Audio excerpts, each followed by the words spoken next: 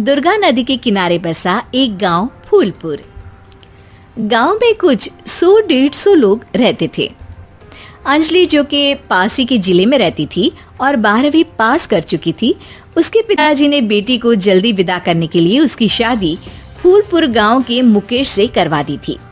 मुकेश कभी स्कूल नहीं गया था और इस कारण वो पढ़ा लिखा नहीं था और बाकी गांव वालों की हालत भी मुकेश जैसी ही थी। मुकेश के घर में उसके माता पिता भी रहते थे।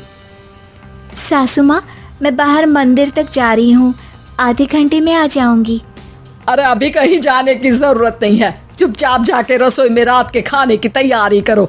और ये घूंघट क्यों हटा लिया है तुमने? क्या पता नहीं कि इस गांव में औरतें बिना घूंघट के नहीं रहती।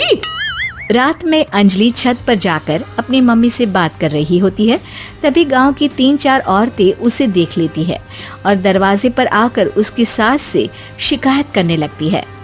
और क्या हुआ? अरे छत पे तो देखो, आपकी बहू मटक मटक के किसी से फोन पर बात कर रही है। दिन भर फोन पे लगी रहती है।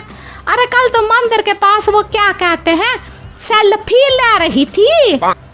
शहर की बहू रखना अच्छा शान की बात है, पर देखना इसके लक्षण से ये तो तुम्हारे परिवार को बदनाम ना कर दे। ये पहली बार नहीं था जब सास से गांव के लोगों ने अंजलि की बुराई या शिकायत नहीं की हो। अब तो ये रोज की बात थी। अंजलि ये सब सुन लेती है। जब वो नीचे जाती है तो मुकेश भी वहां आ जाता है। सास कहती है, बेटा, लोग घर आकर शिकायत करने लगे हैं बहू के कामों की। देख लो, पति हो, संयम से रखो इसे। माँ जी, मैं तो अपनी माँ से बात कर रही थी क्योंकि यहाँ कोई बात करने लायक ही नहीं है और अब मैं माँ के पास ही रहूंगी। वहाँ क्या रहना, वहाँ बाहर के लोग तो ठीक है पर घर के लोग भी इज्जत ना दे सके। अरे नहीं नहीं अंजलि, ऐसा नहीं है, धीरे धीरे सब ठीक हो जाएगा, तुम फिक्र ना करो। अरे बस कुछ बोलना ही नहीं है, सर पे चढ़ा रखा है बहू को। सास मुकेश की नरम बात सुन के वहाँ से मुंह चढ़ाकर चली जाती है। मैं तो कहती हूँ हम दोनों शहर चले जाते हैं।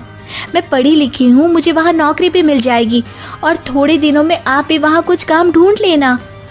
अरे नहीं नहीं अंजलि, हम यहाँ ना गांव का खेत, माँ पिताजी को छोड़कर शहर नहीं जा सकते।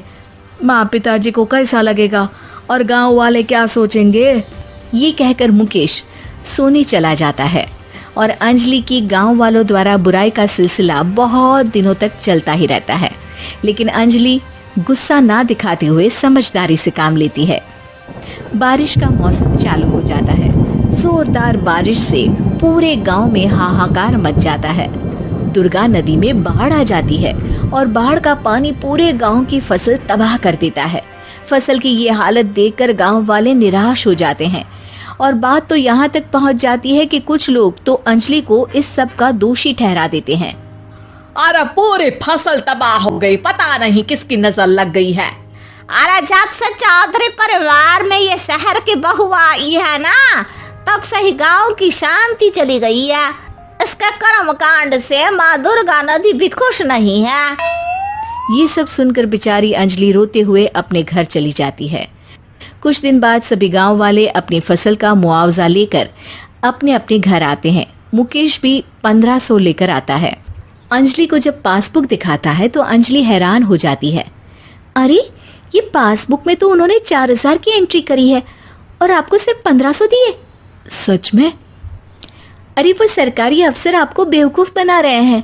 सरकार की तरफ से हमें 4000 मिले हैं, लेकिन बाकी का सारा पैसा खुद ही खा रहे हैं। आप लोग के अनपढ़ होने का फायदा उठा रहे हैं।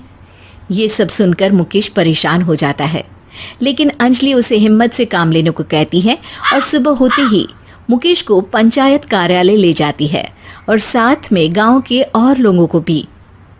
आप सरकारी बाबू क्या गांव के लोगों को बेवकूफ समझते हैं? आपको क्या लगता है ये पढ़े लिखे नहीं है तो आप कुछ भी मनमानी करेंगे? ये बेचारे दिन रात इतनी मेहनत करते हैं, ये हमारे अन्नदाता हैं और आप इनके साथ ऐसा धोखा करते हैं। अरे क्या बके जा रही है ये लड़की, किस धोखे की बात कर रही है? अपने कांड करके नदी माँ को नाराज करके हमारा नुकसान करके इसे चैन नहीं मिला क्या? सरपंच जी, इन सरकारी बाबू ने मुझे बेवकूफ बनाया है और मेरे हिस्से के पैसे खुद चट कर गए। बस ये सुनते ही सरपंच वहां से दुम दबाकर भाग जाता है। पता चलता है कि जनपद अधिकारियों ने गांव के सरपंच के साथ मिलकर सबके साथ धोखा किया है। सब लोगों का विरोध शुरू हो जाता है और आखिर में अधिकारी सब गांव वालों के हिस्सों के बचे हुए पैसे उन्हें लौटा देते हैं और कई दिन तक सरपंच गांव में लौटता ही नहीं।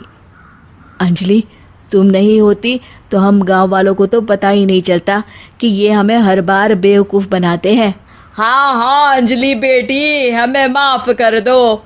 हम सब तुम्हें बुरा भला कहते रहे, लेकिन तुमने ही आज हमें बेवकूफ बनाने से बचाया है। हमें तुम पर गर्व है बेटी। अब समझ आया कि सरपंच तुमसे नहीं, तुम्हारे पढ़े लिखे होने से नफरत करता था। क्यों ना इस बार हम अंजलि को ही सरपंच पद के लिए चुन ले?